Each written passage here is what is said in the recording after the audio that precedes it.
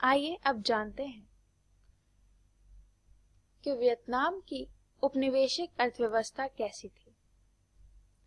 मूल रूप से वियतनाम की अर्थव्यवस्था चावल और रबर की खेती पर आश्रित थी।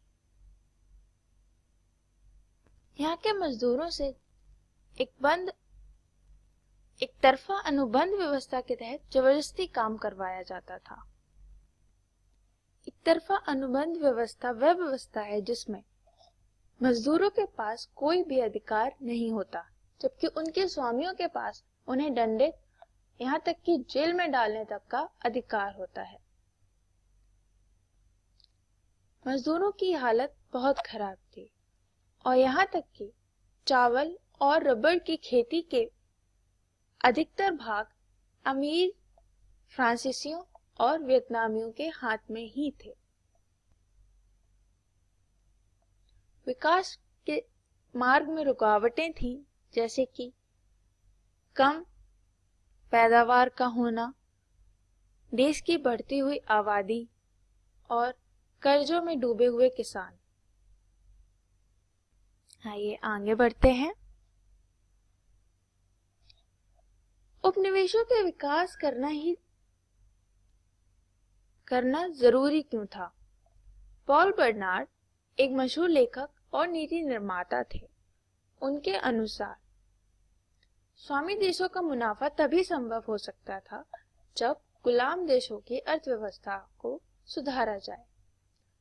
उनका तर्क था कि जब आर्थिक स्थिति और जीवन स्तर में सुधार होगा तो लोगों की मांगें बढ़ेंगी, जिससे व्यापार और बाजार विकसित होंगे।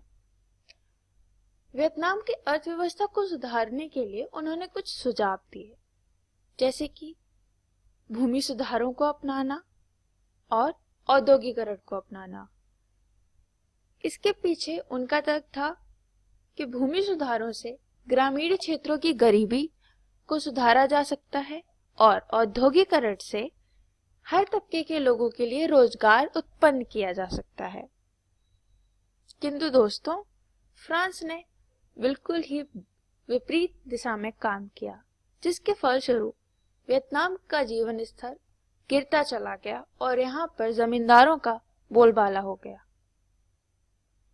आइए देखते हैं इस पाठ में हमने क्या क्या सीखा। हमने जाना कि फ्रांस ने वियतनाम पर उपनिवेशवाद कैसे स्थापित किया और उसने वियतनाम की अर्थव्यवस्था में क्या क्या बदलाव किए। मेकोंग डेल्टा का निर्माण और रेल रूटों का निर्माण। हमने पॉल बर्नार्ड के सुझावों को भी देखा।